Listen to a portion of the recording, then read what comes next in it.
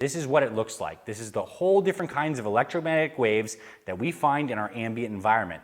The longest waves are things like radio waves. We use those things to communicate, and those waves can be up to 30 meters in their wavelength. So that's huge, right? That's almost like 100 feet in terms of the wavelength of radio waves. And then we have this very small area of light called the visible spectrum.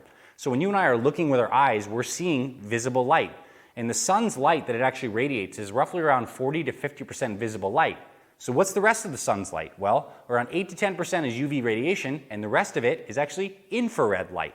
And what's infrared light? Well, it's light that is longer in wavelength than red light.